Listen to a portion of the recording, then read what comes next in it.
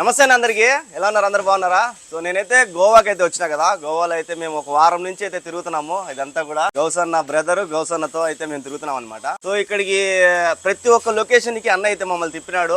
మంచిగా మమ్మల్ని అయితే రిసీవ్ చేసుకున్నాడు.